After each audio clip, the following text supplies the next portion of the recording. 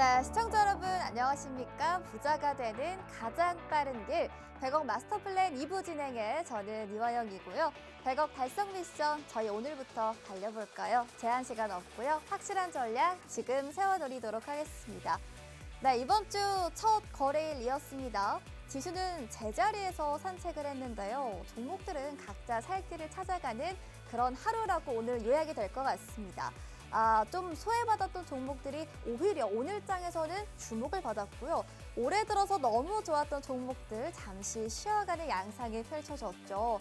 네, 참 대응하기 어렵죠. 그래서 저희가 여러분들을 위해서요. 오늘 50분도 알짜배기 정보들로 가득 담아봤으니까요. 채널 고정해보시길 바라겠습니다. 마감 상황 정리하고 돌아오죠. 네, 오늘 양대 시장 희비가 엇갈렸고요. 사실 명확한 방향성 잡기가 쉽지가 않았습니다. 유가 증권 시장 먼저 보시죠. 네, 오늘장에서 3,210선에서 등락을 거듭했는데요. 종가상으로는 0.1% 소폭 밀려났고요. 정확한 종가 3,206.77이 확인이 되었습니다.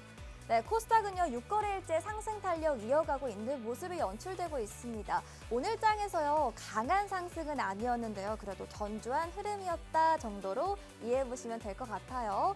811.85포인트가 오늘의 종가였습니다. 네, 그리고 사실 오늘 장에서요, 거래소 같은 경우는 거래대금이 10조 원 가량이었고요. 코스닥 시장에서는 5조 원 가량이었습니다. 거래대금을 봤을 때 다소 한산한 분위기가 연출이 되고 있다는 점까지 특징으로 잡아보시면 좋을 것 같고요. 수급을 보시면 거래소에서 오늘 개인이 1,000억 원대 차익 실현에 나섰습니다.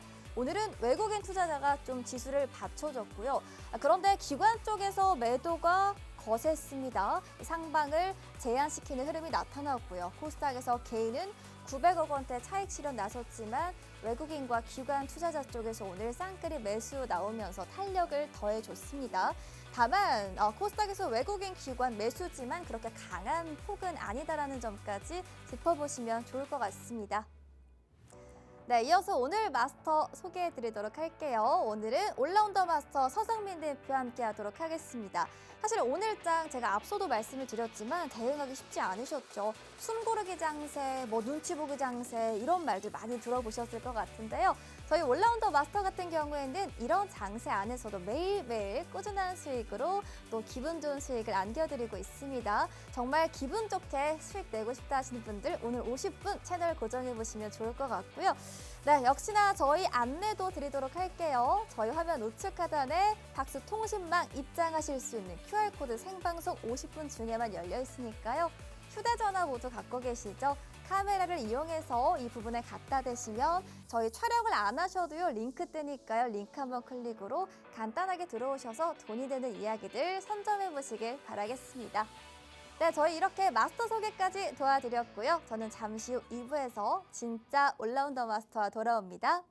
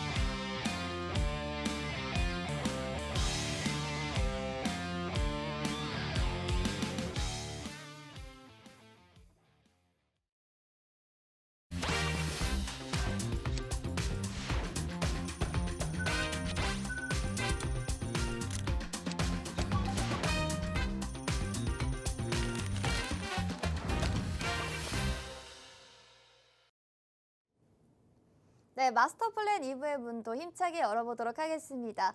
네, 여러분 보니까요. 저희 실시간 채팅창에서 어린 왕자님께서 네, 100억 벌어봅시다라고 댓글 남겨주셨어요.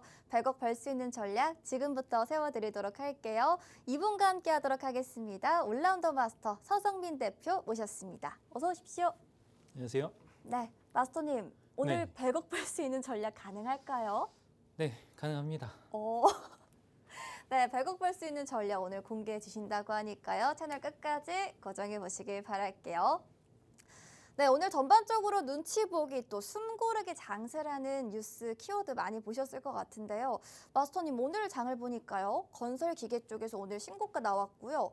반도체 쪽에서는 오늘 SK 하이닉스 시세 나왔고 그런데 갑자기 하나오션은 급락을 했어요. 많이 빠졌습니다. 네.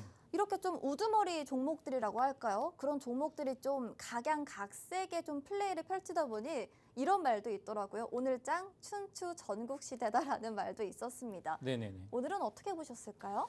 일단은 말씀하신 대로 기존에 강했던 종목들의 조정이 나오는 한편 새로운 주도주가 보이는 그런 장세라고 말씀을 드릴 수가 있겠는데 이렇게 순환매가 빠르게 진행될 때가 개인 투자자분들이 가장 대응이 어려울 때다라고 말씀을 드릴 수가 있겠는데요.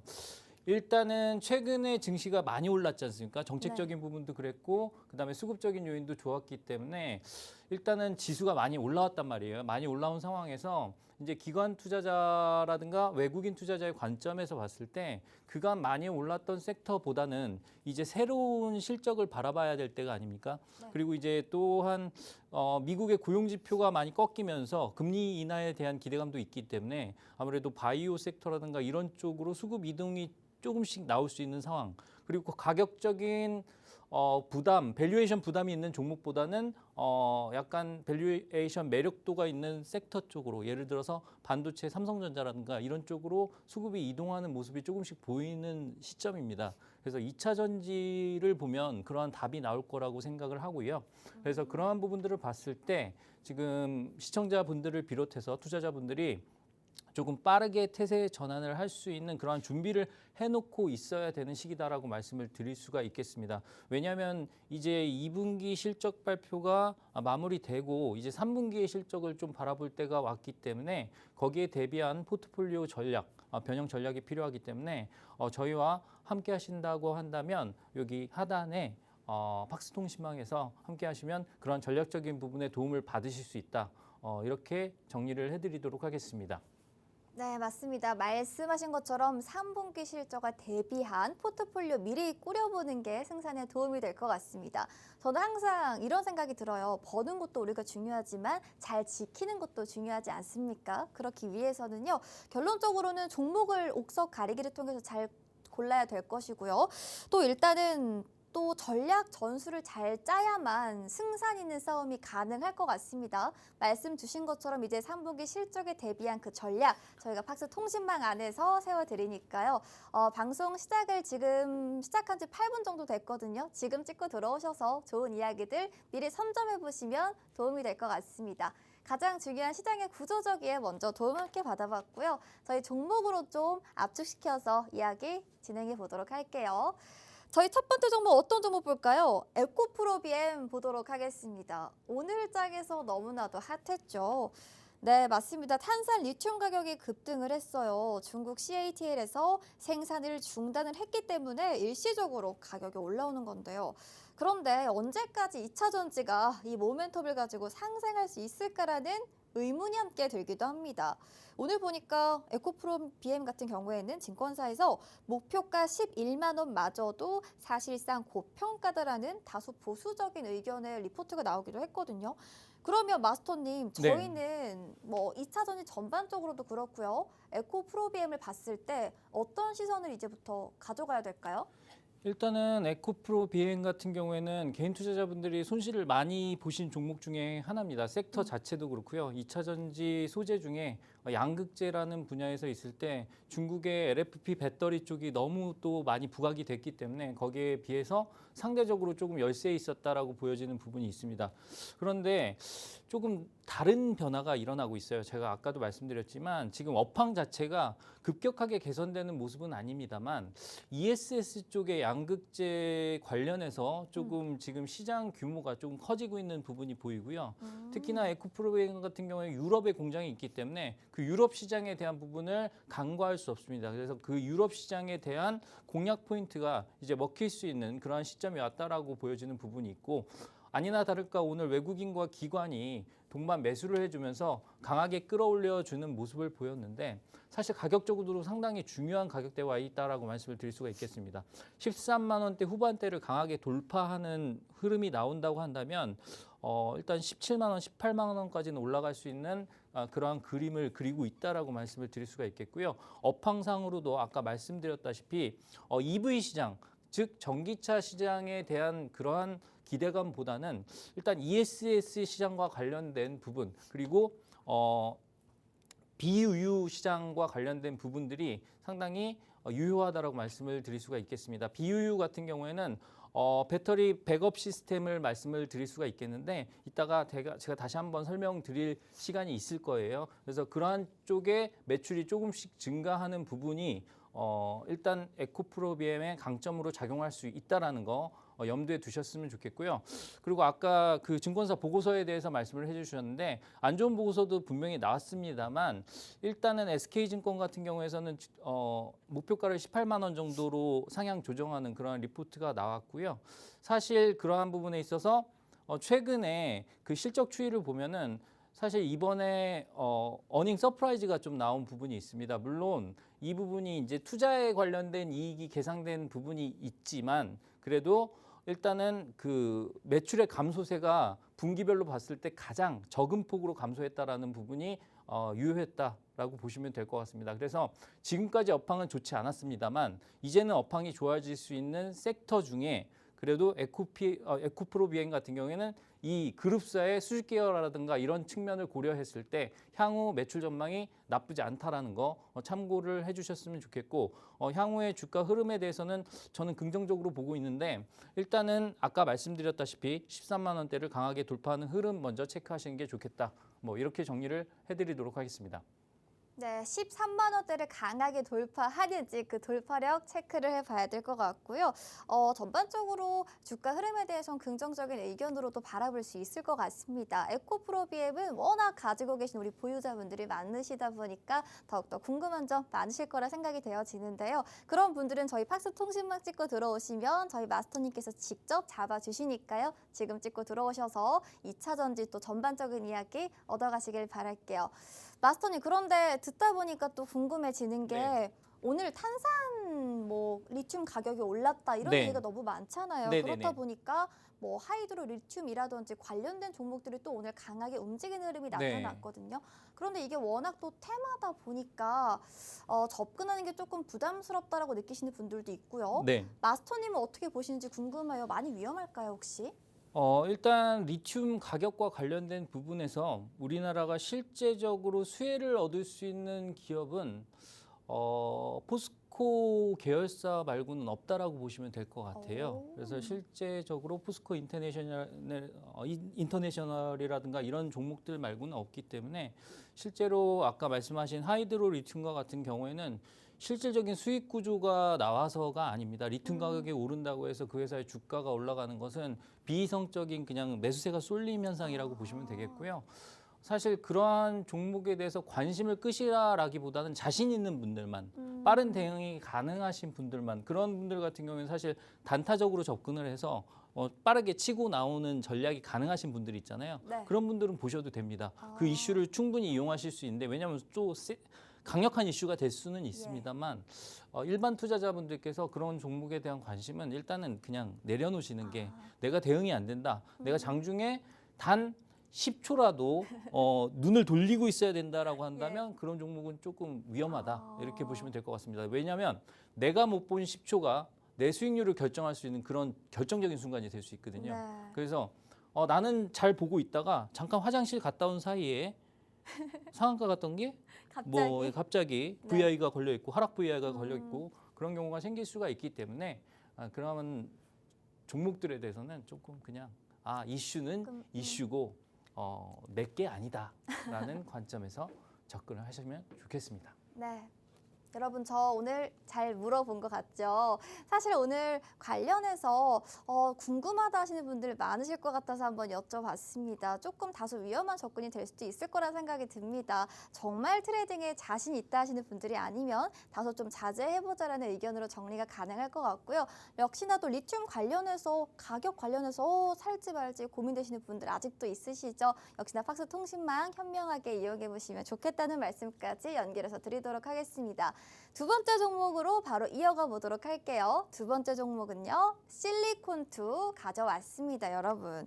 실리콘2가요. 올해 2분기 기준으로 전년 동기를 대비했을 때 46%가 증가한 매출액을 기록을 했습니다. 다만 이 부분이 우리 증권가 전망에 미치지 못하면서 이 공시가 나온 이후에는 큰 폭으로 떨어졌는데요. 그렇다 보니까 더 궁금해져요. 가격적으로는 좀 실리콘2 어떻게 보는 게 좋을까요? 일단은 실리콘2 같은 경우에는 사실 오늘의 하락이 과한 측면이 없지 않아 있습니다만 그만큼 많이 올랐던 부분을 네. 반영했다라고 보시면 될 것 같고요. 시청자분들이 되게 궁금해하시는 부분들이 실적이 좋게 나왔는데 왜 하락하나요? 라고 물어보시는 분들이 많아요. 네. 근데 그 실적이 좋게 나온 건 맞습니다만 시장의 예상치에 부합하지 않았다라는 측면, 그 예상에서 빗나갔다라는 측면이 그동안 많이 올랐던 종목에는 되게 타격이 클 수가 있다라는 거 좀 알고 계셔야 될 것 같습니다. 예를 들어서 설명을 해드릴게요.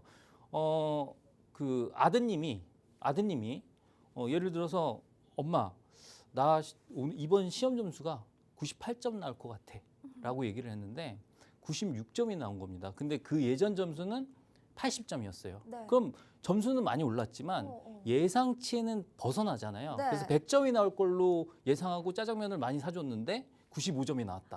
이러면은 실망감이 그만큼 반영될 거니까 너 토해내 이럴 네. 거 아닙니까? 그래서 그런 부분을 생각하시면 될 것 같습니다. 그래서 일단은 실리콘2 같은 경우에는 원래 예상 실적 기준으로 영업이익 기준 549억 정도가 나올 걸로 예상이 됐는데 네. 520억 원대가 나왔기 때문에 그만큼 조금 어닝 쇼크가 반영이 됐다. 요거와 비교해서 말씀을 드릴 수 있는 게 APR이라는 종목 있지 않습니까? 그 종목이 며칠 전에 아모레퍼시픽의 시총을 뛰어넘었어요. 그래서 화장품 대장주가 됐는데 걔 같은 경우에는 일단 예상 실적 대비해서도 어닝 서프라이즈를 보였기 때문에 그런 차이점이 있다라고 보시면 될 것 같습니다. 사실 실리콘2 같은 경우에는 저는 이 가격만 딱 봤을 때는 분명한 매수 기회가 될 수 있다라고 여겨지는 부분이 있습니다만 이 차트적인 부분도 무시 못할 거잖아요. 그래서 일단 그 일시적인 하락이 나온 상황에서 음봉이 커다랗게 나온 상황에서 거래도 많이 터졌기 때문에 그리고 외국인 기관 수급도 많이 빠져나갔기 때문에 추가적인 조정이 있을 수는 있습니다만 4만 원 초반대에 지지를 하고 올라온다라면 다시 매수를 공략할 수 있는 그러한 종목이다라고 말씀을 드릴 수가 있겠고요. 다만 화장품주 관련해서는 그간 너무 많이 올랐던 부분에 대한 밸류에이션 조정이 어느 정도 있을 수는 있다라는 것을 염두에 두시고 상대적으로 다른 종목들이 좀 더 유리하겠다라는 생각은 하고 있습니다. 다만 나 한국 화장품 K뷰티에 대한 미련을 버리지 못해라고 하신 분들 입장에서는 또 4만 원 초반대에 기회를 한번 노려보는 전략도 유효하니 혹시나 그런 전략을 펼치시고 싶은 분들은 이 하단에 팍스통신만에서 저희와 함께 하시면 되겠습니다. 네, 제가요 뉴스 헤드라인을 하나 읽어보니까 실적 급등했는데 주가 왜 이러는 거야? 라는 헤드라인이 있어요. 많이 궁금해하셨을 것 같은데 오늘 가려운 부분을 오늘 시원하게 긁어주신 것 같습니다. 오늘 보니까 18% 넘게 빠져서 좀 더 고민이 많이 되셨을 것 같아요. 실리콘트 그리고 화장품 전반적인 섹터에 대한 이야기 더 자세히 들어볼 수 있습니다. 팍스통신망 안에서 들어보실 수 있으니까요. 휴대전화 갖고 계시죠? 휴대전화 카메라를 통해서 이 부분에 갖다 대시면 저희 링크 하나 뜨는데요. 클릭해서 들어오셔서 전반적으로 좀 더 자세한 이야기 나눠보도록 하겠습니다. 다음 종목 볼게요. 이번에는 해저 케이블 관련해서 전선 쪽 하나 볼까요? 세명전기 이어가 보도록 하겠습니다. 반사 이익에 대해서 사실 기대 많이 하셨을 것 같아요. 중국 쪽의 이슈랑 맞물려서요. 전선업계 수혜를 받을 수 있다라는 이야기가 나오는데 시세를 보면 강력하게 이게 모멘텀으로 앞으로 더 연속성이 있을지는 모르겠다라고 좀 고민하시는 분들도 많으실 것 같아요. 저희 어떤 부분을 좀 더 포인트로 잡고 봐야 되는지 이쪽 모멘텀으로 쭉 봐도 될까요, 마스터님? 세명전기. 일단 세명전기 같은 경우에는 실질적으로 해저 케이블 관련된 이슈보다는 네.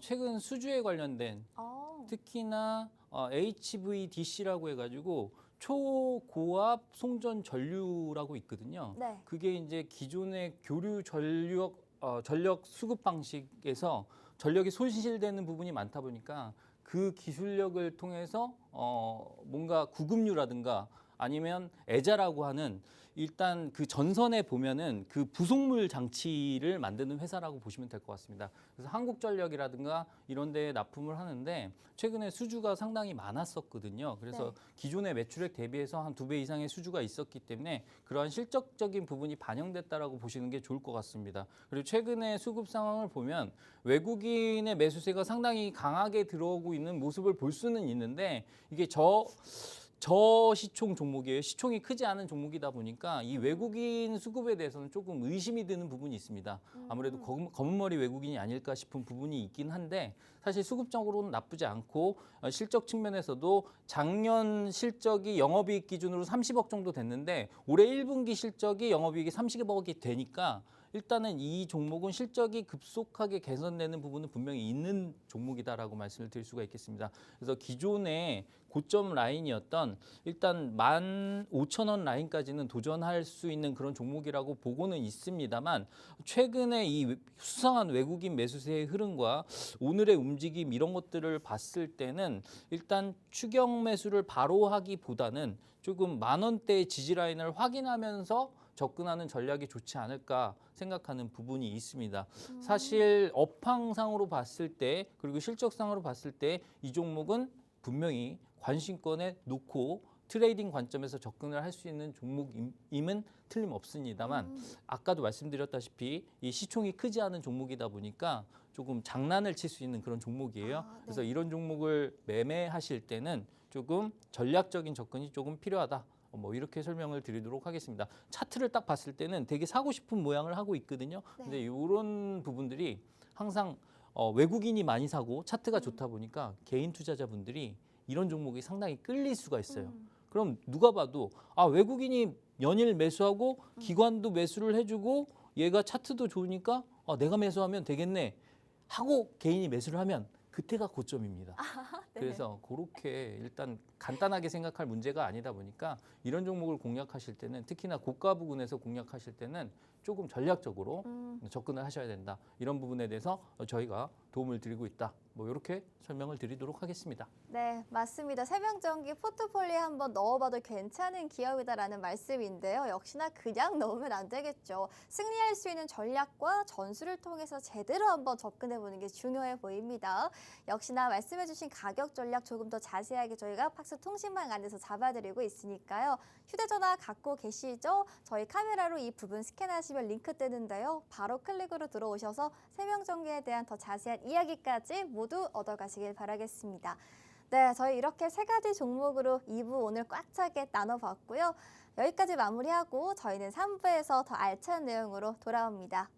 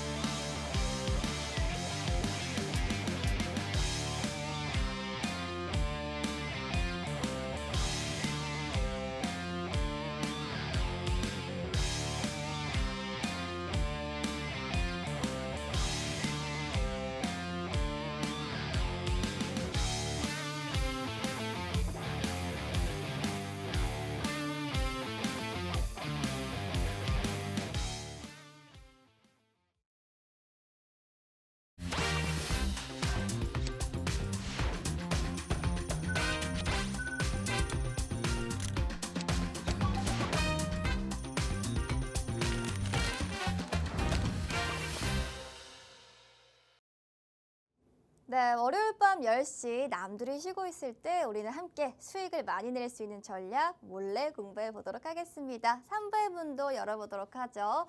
네, 요즘 ESS 시장 살짝 언급을 해주셨는데 맞습니다. 기대감 커지고 있습니다.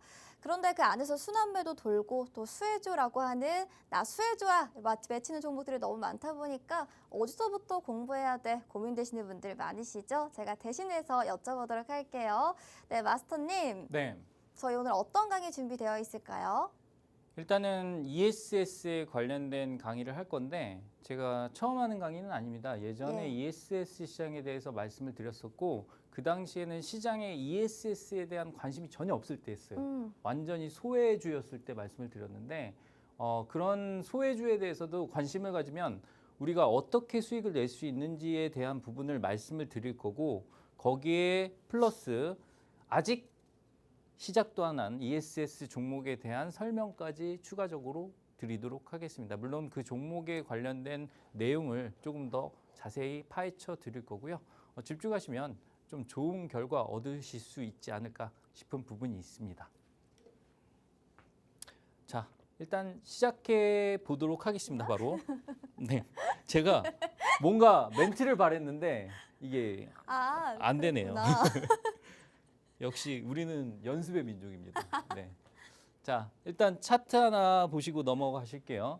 일단 삼성 SDI가 최근에 가장 강력한 상승 추세를 보이고 있는 배터리 관련주다라고 말씀을 드릴 수가 있겠는데 이 종목 같은 경우에는 최근 2주 동안 한 25% 정도 상승률을 보이고 있습니다. 지금 삼성 SDI를 봤을 때 일봉상으로 봤을 때 최근 2주 동안 8월 이후에 사실 8월 달 이후에 시장이 지지부진한 측면이 없지 않아 있죠. 근데 삼성 SDI 같은 경우는 이런 훌륭한 흐름을 보이고 있더라라는 걸 먼저 보여드리겠고요. 그러면 배터리 관련주가 다 전체적으로 이런 움직임을 보이고 있느냐라는 질문을 했을 때 아니오시다라는 거죠. 그래서 우리가 비교를 해보면 LG에너지솔루션은 그 전에 많이 올라온 부분은 분명히 있습니다. 하지만 8월 달 들어서는 지금 3% 정도 남짓된 움직임밖에 보이지 않고 있어요. 그래서 아까 삼성 SDI와 비교했을 때 너무도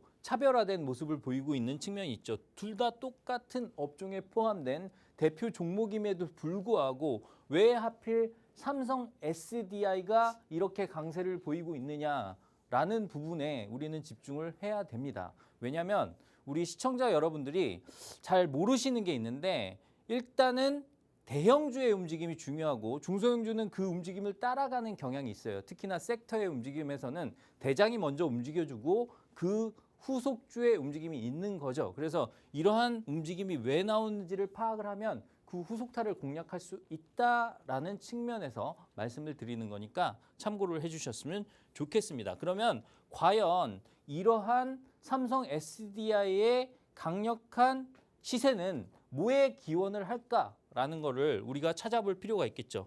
제가 지금 이 클릭을 제대로 했는지 확인을 한번 해봐야 됩니다. 제가 오늘 상태가 많이 좋지 않습니다. 많이 피곤한 상태예요. 그래서 일단 피곤한 상태에서도 저렇게 열심히 강의를 해주는구나 하고 열심히 들어주시면 감사하겠죠. 그래서 키워드는 여기 빨간색으로 쫙 써 있지 않습니까? ESS입니다. 지난번에도 제가 설명을 드렸습니다만 ESS는 에너지 스토리지 시스템이고요. 우리가 신재생 에너지라든가 데이터 센터와 관련해서 얘기를 했을 때 가장 중요한 단어가 될 거다라고 제가 5월 달에 미리 말씀을 드린 바가 있습니다. 왜냐하면 신재생 에너지는 예를 들어서 태양열이다. 그러면 햇빛이 비칠 때만 에너지를 모을 수 있지 않습니까? 근데 그걸 바로 쓸 게 아니라 우리가 어딘가에 저장을 시켜놔야 되는데 그 저장하는 장치가 필요한데 그게 바로 ESS다라고 말씀을 드린 부분이 있었죠. 그리고 데이터 센터 같은 경우에는 비상전력이 필요하기 때문에 이 ESS 장치가 분명히 구비되어 있어야 된다라고 말씀을 드린 부분이 있습니다. 그래서 자, 우리가 시장의 최근의 흐름을 보면 우리가 EV에 관련돼서 전기자동차죠. 얘에 관련돼서 최근 시장이 조금 둔화되고 있다, 뭐 캐즘이다 이런 용어들 많이 들어보셨을 거예요. 테슬라의 주가가 그렇게 큰 힘을 내고 있지 못한 부분도 전기차 판매량에 관련된 부분이 분명히 있는 거거든요. 그래서 이 전기차 시장이 둔화되고 있는 것은 분명합니다. 물론 이게 언제까지 둔화만 된다라고 할 수는 없어요. 분명히 시장이 나중에는 커지겠지만 지금 현재 시장에서는 전기차 시장은 분명히 둔화되고 있습니다. 다만 ESS 같은 경우는 신재생 에너지라든가 데이터 센터와 관련된 수요가 급증하는 부분을 맞추기 위해서 얘는 뜨고 있습니다. 그러면 우리가 생각을 해볼게요. 삼성 SDI 같은 경우에 지금 매출 구조를 어떻게 변화하고 있는지를 살펴보면 일단은 EV와 관련된 부분에서는 적자가 지속되고 있습니다. 그런데 지금 미국 시장에서 EV 관련 시장은 계속해서 상승률이 둔화되고 있고요. 다만 아까 말씀드렸던 배터리 백업 유닛이라든가 아니면 ESS 시장과 같은 경우에는 연평균 14% 이상으로 성장을 하고 있다 보니까 이쪽에 매출을 집중하고 있습니다. 그래서 삼성 SDI 같은 경우는 실적 발표를 했는데 어닝 쇼크가 나왔습니다. 그럼에도 불구하고 이쪽에 지금 매출을 집중하고 있다는 것을 투자자들이 확인을 하고 나서 매수세가 쏠리고 있는 부분이 있어요. 되는 데다 투자를 하고 있구나. 지금 안 되는 곳은 접고 되는 데다 투자를 하고 있는 거다라는 투자자들의 판단이 유효했다라는 거죠. 그래서 최근에 지금 정부에서 1조짜리 입찰을 했는데 그게 뭐냐면 ESS 관련해서 너무도 수요가 크다 보니까 정부에서 1조짜리 사업을 입찰을 했습니다. 근데 여기에서 삼성 SDI가 무려 8곳 중에 6곳을 먹었습니다. 그래서 입찰서 80%를 휩쓸었는데 이건 바로 가격 경쟁력 그리고 일단은 안정성에 관련된 부분을 확보했다라는 게 유효했다라는 거죠. 그래서 이런 부분에서 삼성 SDI가 지금 LG에너지 솔루션이라든가 아니면 SK온과 같은 그러한 타 배터리 업체보다 지금 잘 나가고 있는 국면이다라고 말씀을 드릴 수가 있겠습니다. 추가적인 이유들을 한번 살펴볼까요? 첫 번째, 중국산 ESS 배터리가 40.9% 관세를 맞기로 되어 있죠. 그런데 내년에는 58.4%까지 관세를 때릴 예정이라고 합니다. 최근에 이슈 중에 미국과 중국 간의 관세 유예 협정이 지금 종료가 됐습니다. 그래서 향후에 어떤 식으로 갈지는 아직까지 나오지는 않았습니다만 여전히 시장에 불안감을 조성하고 있는 부분은 맞죠. 그래서 시장에서는 그것을 확인하고 싶어 하는데 일단은 중국산에 대해서는 관세가 이렇게 부과될 거기 때문에 상대적으로 우리나라는 관세가 몇 프로죠? 앵커님 몇 프로입니까? 우리나라 관세 몇 프로죠? 몇 프로죠? 몇 프로인지 모르겠어요. 네, 15%입니다. 15%. 이거 알고 계세요? 네. 그래서 15%이기 때문에 상대적으로 가격에 대해서 위에 있을 수밖에 없다. 이렇게 보시면 될 것 같습니다. 그래서 ESS 배터리에 관련된 부분도 이런 식으로 수혜를 받을 수밖에 없다. 이렇게 보시면 되겠고요. 그다음에 일단 확인을 해보시면 북미 ESS 사업 매출 비중이 70%다라는 거는 일단 북미에서 생산을 할 수밖에 없다라는 거죠. 그래서 2027년까지 15기가와트시 확충 계획이기 때문에 북미 시장에서의 일단 생산량을 늘려낸다는 것 자체가 관세 리스크에서 자유롭다. 미국 시장에서 바로 만들어서 바로 판매할 수 있는 그러한 전략을 취하고 있다라고 보시면 될 것 같습니다.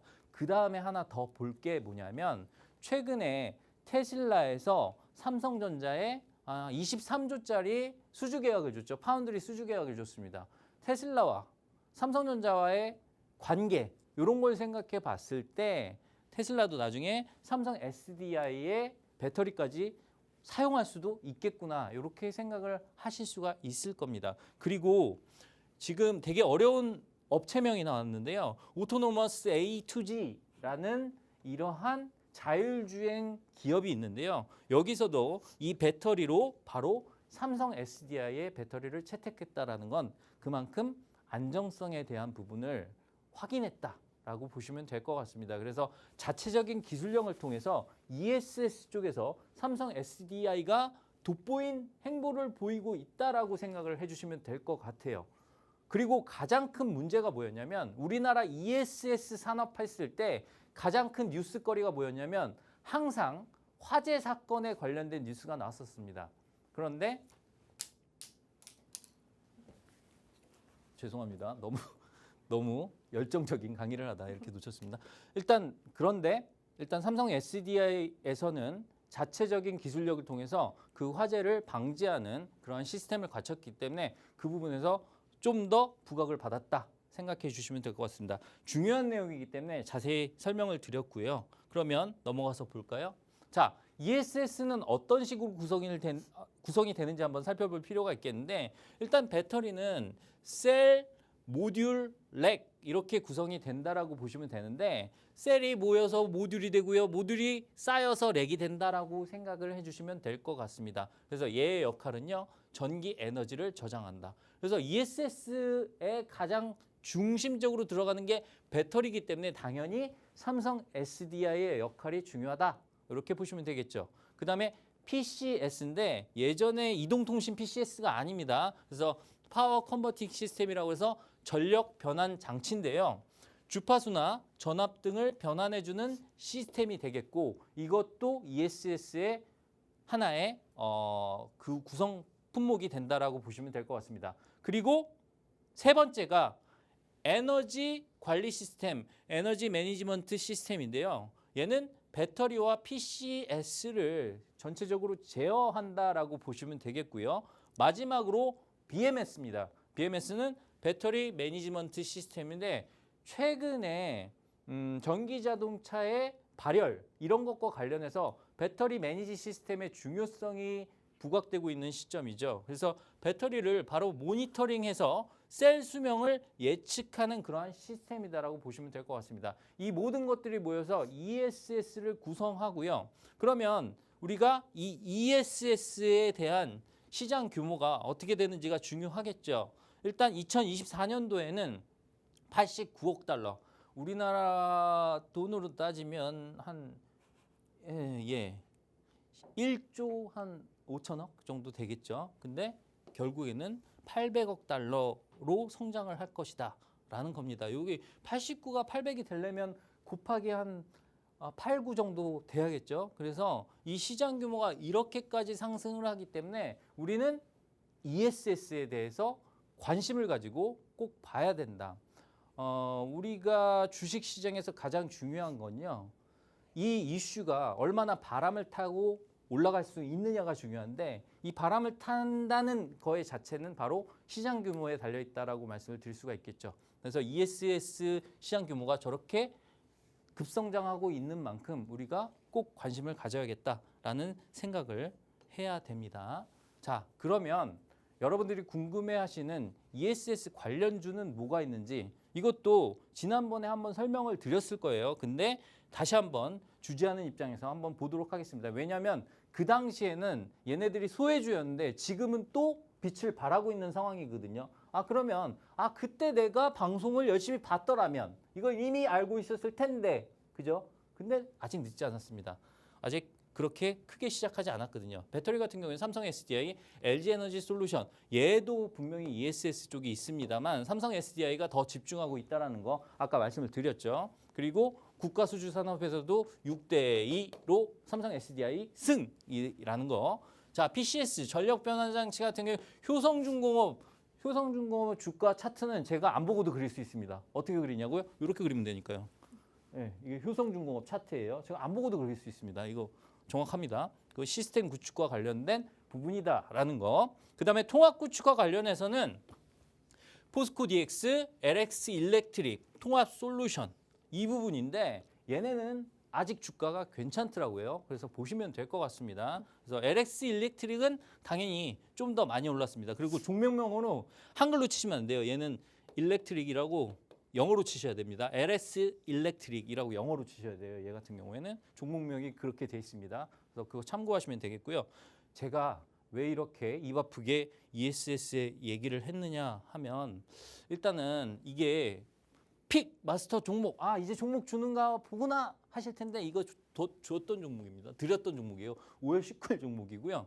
ESS 순행식 냉각 시스템 쿨링 유닛 독점 공급 막 어쩌고 저쩌고 하면서 제가 엄청나게 열심히 설명을 했습니다. 그 뭐 삼성 SDI, 넥스트라 에너지, 플루언스가 ESS 1위 기업이에요. 그래서 전 세계 1위 기업인데 얘와 공급 계약을 체결했다라는 게 중요하다라고 제가 분명히 강조를 했죠. 그리고 미래형 사업 체질 개선으로 2024년부터 턴어라운드 시작했다 말씀을 드렸고요.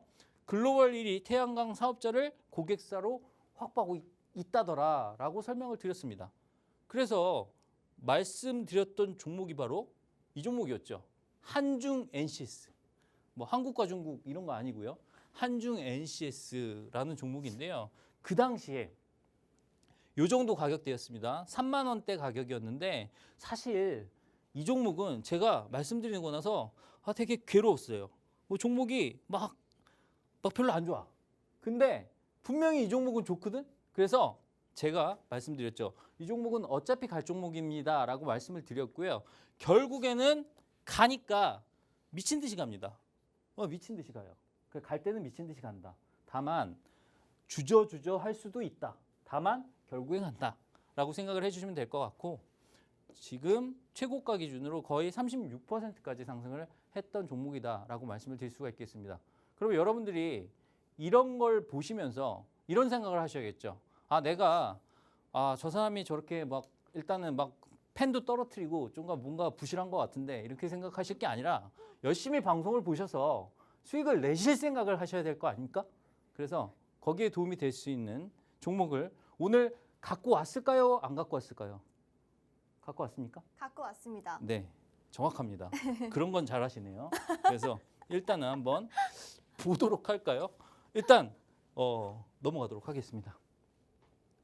자, 오늘 제가 소개해드릴 종목 같은 경우에는 일단 ESS 분야에서 아직까지 주가적인 측면에서 떠오르지 못한 그러한 기업입니다만 정말 유망한 기업이다라고 말씀을 드릴 수가 있겠는데 첫 번째 포인트는요.